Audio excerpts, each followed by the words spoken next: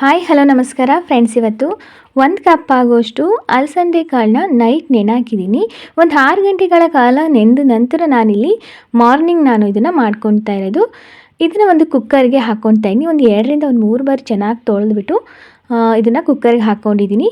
ಇದಕ್ಕೆ ಒಂದು 1/4 table spoon ಆಗುವಷ್ಟು ಅರಿಶಿನ ಪುಡಿ, ಹಾಗೆ 1 ಗ್ಲಾಸ್ ಆಗುವಷ್ಟು ನಾನಿಲ್ಲಿ ನೀರನ್ನ ಹಾಕ್ಕೊತಾ ಇದ್ದೀನಿ. ನೀರು ಹಾಕಿದ ನಂತರ ಒಂದು ಸಲ ಮಿಕ್ಸ್ ಮಾಡ್ಕೊಂಡ ಮತ್ತು ನಾನಿಲ್ಲಿ ಒಂದು ಅರ್ಧ ಲೋಟ ಆಗುವಷ್ಟು ನೀರನ್ನ ಹಾಕ್ಕೊತಾ ಇದ್ದೀನಿ. ನೋಡಿ, ನೀರು ಹಾಕಿದ ನಂತರ ರುಚಿಗೆ ತಕ್ಕಷ್ಟು ನಾನು ಸ್ವಲ್ಪ ಉಪ್ಪಿನ ಪುಡಿನ ಇದಕ್ಕೆ ಸೇರಿಸ್ತಾ ಇದ್ದೀನಿ. ಒಂದು 1/4 ಟೇಬಲ್ ಸ್ಪೂನ್ ಆಗುವಷ್ಟು ಉಪ್ಪಿನ ಪುಡಿ ಹಾಕಿದ ನಂತರ ಒಂದು ಸಲ ನೀಟಾಗಿ ಮಿಕ್ಸ್ ಮಾಡ್ಕೊಳ್ಳೋಣ. ನೋಡಿ, ಮಿಕ್ಸ್ ಮಾಡ್ಕೊಂಡ ನಂತರ ಒಂದು ಲಿಡ್ನ ಕ್ಲೋಸ್ ಮಾಡ್ತಾ ಇದ್ದೀನಿ. ಇದನ್ನು ಒಂದು ಮೀಡಿಯಮ್ ಫ್ಲೇಮಲ್ಲಿ 1 ವಿಷಲ್ ಕೂಗಿಸಿದ್ರೆ ಸಾಕು. ಜಾಸ್ತಿ ಕೂಗಿಸೋದೇನು ಬೇಡ, 1 ವಿಷಲ್ ಕೂಗಿಸ್ಕೊಂಡ್ರೆ ಸಾಕು. ಫ್ರೆಂಡ್ಸ್, ಇವಾಗ ಒಂದು 3 ಟೊಮೊಟೊ ಹಣ್ಣಾಗಿರೋಂತಹ 3 ಟೊಮೊಟೊನ ಒಂದು ಮೀಡಿಯಮ್ ಸೈಜಿಂದ ತೊಗೊಂಡಿದ್ದೀನಿ. ಇದನ್ನು ಕಟ್ ಮಾಡಿಬಿಟ್ಟು ಒಂದು ಮಿಕ್ಸಿ ಜಾರ್ಗೆ ನಾನಿಲ್ಲಿ ಹಾಕ್ಕೊತಾ ಇದ್ದೀನಿ. ಇದನ್ನು ನುಣ್ಣಗೆ ನಾವು ನೀರು ಹಾಕಬಾರ್ದು, ಹಾಗೆ ನಾವು ಪೇಸ್ಟ್ನ ಮಾಡ್ಕೋಬೇಕು, ಟೊಮೊಟೊ ಪೇಸ್ಟ. ನೋಡಿ, ಇದಾಗಿದೆ. ಇದನ್ನು ಸೈಡಿಗೆ ಎತ್ತಿಟ್ಕೊಳ್ಳೋಣ. ಇವಾಗ ನಾನಿಲ್ಲಿ 1 ಕಪ್ ಆಗೋಷ್ಟು ಪಾಲಕ್ ಸೊಪ್ಪನ್ನ ಕಟ್ ಮಾಡಿಬಿಟ್ಟು ಒಂದು 2ರಿಂದ 3 ಬಾರಿ ಚೆನ್ನಾಗಿ ತೊಳ್ಕೊಂಡು ಇಟ್ಕೊಂಡಿದ್ದೀನಿ. ಫ್ರೆಂಡ್ಸ್, ಇದ್ರ ಜೊತೆಗೆ ನೀವು ಮೆಂತ್ಯ ಸೊಪ್ಪು ಇದ್ದರೆ ಮೆಂತ್ಯ ಸೊಪ್ಪನ್ನು ಕೂಡ ಆ್ಯಡ್ ಮಾಡ್ಕೋಬೋದು. ನಾನಿಲ್ಲಿ 1 ಕಟ್ ಆಗೋಷ್ಟು ಪಾಲಕ್ನ ತೊಳೆದ್ಬಿಟ್ಟು ಕಟ್ ಮಾಡಿ ಇಟ್ಕೊಂಡಿದ್ದೀನಿ. ಇದನ್ನು ಕೂಡ ಒಂದು ಸೈಡಿಗೆ ಎತ್ತಿಟ್ಕೊಂಡಿದ್ದೀನಿ. ಇವಾಗ ನೋಡಿ, 1 ವಿಷಲ್ ಆದಮೇಲೆ ಅದು ತಣ್ಣಗಾಗಬೇಕು. ನೋಡಿ, ಇಷ್ಟು ಕರೆಕ್ಟಾಗಿ ಬೇಯಬೇಕು. ನೋಡಿ, ಇದರ ಕಾಳನ್ನ ನಾವು ಪ್ರೆಸ್ ಮಾಡಿದಾಗ ಈ ರೀತಿ ಇದ್ದರೆ ಕರೆಕ್ಟಾಗಿ ಬೆಂದಿರುತ್ತೆ. ಇದನ್ನು ಒಂದು ಜಾಲರಿಗೆ ನಾವು ಇದನ್ನು ಸೋರು ಹಾಕೋಣ. ಸ್ವಲ್ಪ ಇದು ಕಾಳೆಲ್ಲ ಸ್ವಲ್ಪ ತಣ್ಣಗಾಗಬೇಕು.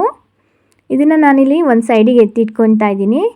ಇವಾಗ ಒಂದು ಬಾಣಲಿಗೆ ನಾನಿಲ್ಲಿ 1 ಟೇಬಲ್ ಸ್ಪೂನ್ ಆಗುವಷ್ಟು ತುಪ್ಪ ಹಾಕ್ಕೊತಾ ಇದ್ದೀನಿ. ತುಪ್ಪ ನೀಟಾಗಿ ಕರಗಿದ ನಂತರ ನಾನಿಲ್ಲಿ ಪಾಲಕ್ ಸೊಪ್ಪನ್ನ ಕಟ್ ಮಾಡಿರೋಕ್ಕಂಥದ್ದನ್ನ ಇದಕ್ಕೆ ಹಾಕ್ಕೊತಾ ಇದ್ದೀನಿ. ಇದನ್ನು ಹಾಕಿದ ನಂತರ ಇದನ್ನು ಒಂದು 2ರಿಂದ 3 ನಿಮಿಷ ಇದು ತುಪ್ಪದಲ್ಲಿ ಚೆನ್ನಾಗಿ ಫ್ರೈ ಆಗಬೇಕು. ಆ ನೀರಿನ ಅಂಶ ಎಲ್ಲ ನೀಟಾಗಿ ಡ್ರೈ ಆಗೋವರೆಗೂ ನಾವು ಇದನ್ನು ಪಾಲಕ್ ಸೊಪ್ಪನ್ನ ತುಪ್ಪದಲ್ಲೇ ಹುರ್ಕೋಬೇಕು. ನೋಡಿ, ನೀರು ಬಿಡಲಿಕ್ಕೆ ಸ್ಟಾರ್ಟ್ ಆಗಿದೆ ಅಲ್ವಾ. ಈಗ ಮತ್ತೆ ಅದು ನೀಟಾಗಿ ನೀರೆಲ್ಲ ನೀಟಾಗಿ ಡ್ರೈ ಆಗೋವರೆಗೂ ಇದನ್ನು ಸ್ವಲ್ಪ ಚೆನ್ನಾಗಿ ಹುರ್ಕೋಬೇಕು. ನೋಡಿ, ಇವಾಗ ನೀರೆಲ್ಲ ಕಡಿಮೆ ಆಗಿದೆ. ಇವಾಗ ಹುರ್ಕೊಂಡಾಗಿದೆ ಅಲ್ವಾ. ಇದನ್ನು ಒಂದು ಪ್ಲೇಟಿಗೆ ನಾವು ಇದನ್ನು ಒಂದು ಎತ್ತಿಟ್ಕೊಳ್ಳೋಣ. ಫ್ರೆಂಡ್ಸ್, ಹಾಗೆ ನೀವು ನನ್ನ ಚಾನಲ್ನ ಸಬ್ಸ್ಕ್ರೈಬ್ ಮಾಡ್ಕೊಂಡಿಲ್ಲ ಅಂದರೆ ಪ್ಲೀಸ್ ನನ್ನ ಚಾನಲ್ನ ಸಬ್ಸ್ಕ್ರೈಬ್ ಮಾಡ್ಕೊಂಡು ನೋಡಿ. ಹಾಗೆ ನಿಮ್ಮ ಫ್ರೆಂಡ್ಸಿಗೆ, ಫ್ಯಾಮಿಲಿ ಮೆಂಬರ್ಸ್ಗೆಲ್ಲ ಈ ರೆಸಿಪಿ ಇಷ್ಟ ಆಗಿದರೆ ಶೇರ್ ಮಾಡಿ. ಹಾಗೆ ಹೇಗಿದೆ ಅಂತ ಕಮೆಂಟ್ ಮುಖಾಂತರ ತಿಳಿಸಿ. ನಿಮಗೆಲ್ಲರಿಗೂ ಈ ರೆಸಿಪಿ ಇಷ್ಟ ಆಗಿದರೆ ಒಂದು ಲೈಕ್ ಮಾಡಿ. ಫ್ರೆಂಡ್ಸ್, ಇವಾಗ ನೋಡಿ, ಒಂದು ಅರ್ಧ ಕಪ್ ಆಗೋಷ್ಟು ಎಣ್ಣೆ ಹಾಕ್ಕೊಂಡಿದ್ದೀನಿ. ಎಣ್ಣೆ ಚೆನ್ನಾಗಿ ಕಾದ ನಂತರ 1 ಟೇಬಲ್ ಸ್ಪೂನ್ ಆಗೋಷ್ಟು ಜೀರಿಗೆ, ಹಾಗೆ ಒಂದು ಮೀಡಿಯಮ್ ಸೈಜಿಂದು 1 ಈರುಳ್ಳಿನ ನಾನು ಸಣ್ಣದಾಗಿ ಕಟ್ ಮಾಡಿ ಹಾಕ್ಕೊಂಡಿದ್ದೀನಿ. ಹಾಗೆ ಒಂದು ಅರ್ಧ ಟೇಬಲ್ ಸ್ಪೂನ್ ಆಗೋಷ್ಟು ಸಾಸಿವೆ. ಇದನ್ನೆಲ್ಲ ಹಾಕ್ಕೊಂಡ ನಂತರ ಇದನ್ನು ಚೆನ್ನಾಗಿ ಎಣ್ಣೆಯಲ್ಲಿ ಫ್ರೈ ಮಾಡ್ಕೋಬೇಕು. ಈರುಳ್ಳಿ ಎಲ್ಲ ಒಂದು ಸ್ವಲ್ಪ ಕಲರ್ ಚೇಂಜ್ ಆಗಬೇಕು. ನೋಡಿ, ಈ ರೀತಿ ಬ್ರೌನ್ ಕಲರ್ ಬರೋವರೆಗೂ ನಾವು ಈರುಳ್ಳಿನ ಚೆನ್ನಾಗಿ ಫ್ರೈ ಮಾಡ್ಕೋಬೇಕು. ಇವಾಗ ಇದು ಫ್ರೈ ಆಗಿದೆ ಅಲ್ವಾ. ಇವಾಗ 1 ಟೇಬಲ್ ಸ್ಪೂನ್ ಆಗೋಷ್ಟು ನಾನಿಲ್ಲಿ ಶುಂಠಿ ಬೆಳ್ಳುಳ್ಳಿ ಪೇಸ್ಟನ್ನ ನಾನಿಲ್ಲಿ ಹಾಕ್ಕೊತಾ ಇದ್ದೀನಿ. ನೋಡಿ, ಶುಂಠಿ ಬೆಳ್ಳುಳ್ಳಿ ಪೇಸ್ಟ್ ಹಾಕಿದ ನಂತರ ಅದು ಹಸಿ ವಾಸನೆ ಹೋಗೋವರೆಗೂ ನಾವು ಎಣ್ಣೆಯಲ್ಲಿ ಚೆನ್ನಾಗಿ ಫ್ರೈ ಮಾಡ್ಕೋಬೇಕು. ಫ್ರೆಂಡ್ಸ್, ನೋಡಿ, ಎಣ್ಣೆಯಲ್ಲಿ ಚೆನ್ನಾಗಿ ಫ್ರೈ ಮಾಡ್ಕೊಂಡ ನಂತರ ನಾನಿಲ್ಲಿ 1 ಕಪ್ ಆಗುವಷ್ಟು ಟೊಮೊಟೊ ಪೇಸ್ಟ್ನ ಹಾಕ್ಕೊತಾ ಇದ್ದೀನಿ. ಒಂದು 3 ಮೀಡಿಯಮ್ ಸೈಜ್ ಟೊಮೊಟೊನ ರುಬ್ಬಿ ಇಟ್ಟಿದ್ದೀವಲ್ಲ, ಅದನ್ನು ನಾನಿಲ್ಲಿ ಹಾಕ್ಕೊತಾ ಇದ್ದೀನಿ. ಚೆನ್ನಾಗಿ ಅದು ಟೊಮೊಟೊ ಎಲ್ಲ ಹಸಿ ವಾಸನೆ ಎಲ್ಲ ಹೋಗೋವರೆಗೂ ಒಂದು ಕುದಿಸ್ಕೋಬೇಕು. ನೋಡಿ, ಚೆನ್ನಾಗಿ ಕುದಿ ಬರ್ತಿದೆಯಲ್ಲ. ಇವಾಗ ನಾನಿಲ್ಲಿ 1 ಟೇಬಲ್ ಸ್ಪೂನ್ ಆಗೋಷ್ಟು ಧನಿಯಾ ಪುಡಿ, ಹಾಗೆ ಒಂದು 3/4 ಟೇಬಲ್ ಸ್ಪೂನ್ ಆಗೋಷ್ಟು ಖಾರದ ಪುಡಿ. ನಿಮಗೆ ಖಾರಕ್ಕೆ ಎಷ್ಟು ಬೇಕು ನೀವು ಅದನ್ನು ನೋಡ್ಕೊಂಡ್ಬಿಟ್ಟು ಹಾಕ್ಕೊಳ್ಳಿ.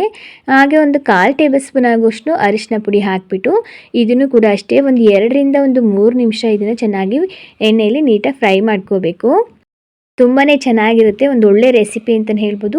ಟೇಸ್ಟ್ ವೈಸ್ ಅಂತೂ ಸಖತ್ತಾಗಿರುತ್ತೆ. ಫ್ರೆಂಡ್ಸ್, ಇವಾಗ ಇದು ಫ್ರೈ ಆದಮೇಲೆ ನಾನಿಲ್ಲಿ ಒಂದು 2 ಟೇಬಲ್ ಸ್ಪೂನ್ ಆಗುವಷ್ಟು ಗಟ್ಟಿ ಮೊಸರನ್ನ ಹಾಕ್ಕೊತಾ ಇದ್ದೀನಿ. ಗಟ್ಟಿ ಮೊಸರು ಹಾಕಿದ ನಂತರ ಮತ್ತೆ ನಾವು ಒಂದು 2ರಿಂದ 3 ನಿಮಿಷ ಸ್ವಲ್ಪ ಫ್ರೈ ಮಾಡ್ಕೊಳ್ಳೋಣ. ಜಾಸ್ತಿ ಏನು ಬೇಡ, ಒಂದು ಸ್ವಲ್ಪ ಫ್ರೈ ಮಾಡಿಕೊಂಡ್ರೆ ಸಾಕು. ತುಂಬಾ ಚೆನ್ನಾಗಿ ಬರುತ್ತೆ ಗ್ರೇವಿ. ರೆಸ್ಟೋರೆಂಟಲ್ಲಿ ಮಾಡುವಂತಹ ಒಂದು ಸೂಪರಾಗಿರೋಂಥ ಟೇಸ್ಟಿಯಾದ ಗ್ರೇವಿನ ಮನೇಲೇ ನೀವು ಸಖತ್ತಾಗಿ ಮಾಡ್ಕೋಬೋದು. ತುಂಬ ಚೆನ್ನಾಗಿ ಬರುತ್ತೆ. ಇವಾಗ ನಾನು ರುಚಿಗೆ ತಕ್ಕಷ್ಟು ಸ್ವಲ್ಪ ಉಪ್ಪನ್ನ ಕೂಡ ಆ್ಯಡ್ ಮಾಡ್ತಾಯಿದ್ದೀನಿ, ಒಂದು ಅರ್ಧ ಟೇಬಲ್ ಸ್ಪೂನ್ ಆಗೋಷ್ಟು. ಆಗಲೇ ನಾವು ಕಾಳಿಗೆ ಹಾಕಿರೋದ್ರಿಂದ ನೋಡಿಬಿಟ್ಟು ನಾವು ಉಪ್ಪನ್ನ ಹಾಕ್ಕೊಬೇಕಾಗುತ್ತೆ. ಇವಾಗ ಉಪ್ಪು ಹಾಕಿದ ನಂತರ ಮಿಕ್ಸ್ ಮಾಡ್ಕೊಂಡಾಗಿದೆ. ಇವಾಗ ಕಾಳನ್ನ ನಾನು ಇದಕ್ಕೆ ಆ್ಯಡ್ ಮಾಡ್ತಾಯಿದ್ದೀನಿ, ಅಲಸಂದೆ ಕಾಳನ್ನ. ಇವಾಗ ಒಂದು ಸಲ ನೀಟಾಗಿ ಮಿಕ್ಸ್ ಮಾಡ್ಕೊಳ್ಳೋಣ. ತುಂಬಾ ಹೆಲ್ತಿಯಾಗಂಥ ರೆಸಿಪಿ, ತುಂಬಾ ಟೇಸ್ಟಿಯಾಗಿರುತ್ತೆ. ಅದರಲ್ಲೂ ರೊಟ್ಟಿ ಚಪಾತಿ ಎಲ್ಲದಕ್ಕೂ ಅಷ್ಟೇ ತುಂಬಾ ಒಂದು ಒಳ್ಳೆ ಕಾಂಬಿನೇಷನ್ ಅಂತ ಹೇಳ್ಬೋದು. ಇವಾಗ ಸೊಪ್ಪನ್ನ ನಾನು ಇದಕ್ಕೆ ಹಾಕ್ಕೊಳ್ತಾ ಇದ್ದೀನಿ. ಫ್ರೈ ಮಾಡಿ ಎತ್ತಿಟ್ಟಿದ್ದೀವಲ್ಲ ಅದನ್ನು ಇದಕ್ಕೆ ಆ್ಯಡ್ ಮಾಡ್ತಾ ಇದ್ದೀನಿ. ಇವಾಗ ಇದನ್ನು ಕೂಡ ಅಷ್ಟೇ ಚೆನ್ನಾಗಿ ಮಿಕ್ಸ್ ಮಾಡ್ಕೋಬೇಕು. ಇವಾಗ ನೋಡಿ ನೀಟಾಗಿ ಮಿಕ್ಸ್ ಮಾಡ್ಕೊತಾ ಇದ್ದೀನಿ. ಇದನ್ನು ಚೆನ್ನಾಗಿ ಮಿಕ್ಸ್ ಮಾಡ್ಕೊಂಡ ನಂತರ ನಾನಿಲ್ಲಿ ಮತ್ತೆ ಸ್ವಲ್ಪ ನೀರನ್ನು ಕೂಡ ಆ್ಯಡ್ ಮಾಡ್ತಾ ಇದ್ದೀನಿ. ಒಂದು ಅರ್ಧ ಕಪ್ ಆಗೋಷ್ಟು ನೀರು ಮತ್ತೆ ಹಾಕ್ಕೊತಾ ಇದ್ದೀನಿ. ತೀರಾ ಗಟ್ಟಿ ಇದ್ದರೆ ನಾವು ನೀರನ್ನ ಇದಕ್ಕೆ ಆ್ಯಡ್ ಮಾಡ್ಕೋಬೇಕು. ನಿಮಗೆ ಎಷ್ಟು ಬೇಕೋ ಅಷ್ಟನ್ನು ಮಾಡ್ಕೋಬೋದು ಹಾಕ್ಕೊಂಡು ನೀರ. ನಾನಿಲ್ಲಿ ಒಂದು ಅರ್ಧ ಕಪ್ ಆಗೋಷ್ಟು ನೀರು ಹಾಕ್ಕೊಂಡಿದ್ದೀನಿ. ಮತ್ತು ನಾನು ಒಂದು ಅರ್ಧ ಕಪ್ ಆಗೋಷ್ಟು ನಾವು ಕಾಳನ್ನ ಸೋರಾಕಿ ಇಟ್ಟಿದ್ದೀವಲ್ಲ ಆ ನೀರನ್ನು ಕೂಡ ನಾನಿಲ್ಲಿ ಒಂದು ಅರ್ಧ ಕಪ್ ಆಗೋಷ್ಟು ಮತ್ತೆ ಹಾಕ್ಕೊತಾ ಇದ್ದೀನಿ. ಅಲ್ಲಿಗೆ ಟೋಟಲಾಗಿ 1 ಕಪ್ ಆಗೋಷ್ಟು ನೀರನ್ನ ಹಾಕ್ಕೊಂಡಾಗಿದೆ. ಇವಾಗ ನಾವು ನೀಟಾಗಿ ಮಿಕ್ಸ್ ಮಾಡ್ಕೊಳ್ಳೋಣ. ನೋಡಿ ಯಾವ ಥರ ಬಂದಿದೆ ಅಂತ. ತೀರಾ ತೆಳುಗೂ ಇರಬಾರ್ದು, ತೀರಾ ಗಟ್ಟಿಗೂ ಇರಬಾರ್ದು, ಈ ರೀತಿ ಕರೆಕ್ಟಾಗಿ ಹದವಾಗಿರಬೇಕು.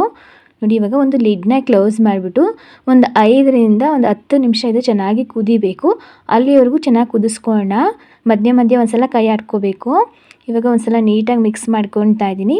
ತುಂಬಾ ರುಚಿಯಾಗಿರುತ್ತೆ, ಹೆಲ್ತಿ ರೆಸಿಪಿ ಅಂತಲೇ ಹೇಳ್ಬೋದು ಫ್ರೆಂಡ್ಸ್. ಒಂದು ಒಳ್ಳೆ ಕಾಂಬಿನೇಷನ್ ಆದ ರೊಟ್ಟಿ ಚಪಾತಿ ದೋಸೆ ಎಲ್ಲದಕ್ಕೂ ಅಷ್ಟೇ ಒಂದು ಸೂಪರ್ ಟೇಸ್ಟಿಯಾಗಿರೋಕ್ಕಂಥ ಗ್ರೇವಿ ರೆಸಿಪಿ. ಕಾಳು ಹಾಕಿ ಮಾಡಿ ತುಂಬ ಚೆನ್ನಾಗಿರುತ್ತೆ. ಸೊಪ್ಪು ಕಾಳು ಹಾಕಿ ಮಾಡೋದ್ರಿಂದ ಸಖತ್ ಟೇಸ್ಟಿಯಾಗಿರುತ್ತೆ ಫ್ರೆಂಡ್ಸ್. ಇವಾಗ ನೋಡಿ ಒಂದು ಅರ್ಧ ಟೇಬಲ್ ಸ್ಪೂನ್ ಆಗೋಷ್ಟು ಗರಂ ಮಸಾಲೆ ಹಾಗೆ ಒಂದು 3 ಹಸಿಮೆಣಸಿನಕಾಯಿನ ಹಾಗೆ ಹಾಕ್ಕೊತಾ ಇದ್ದೀನಿ.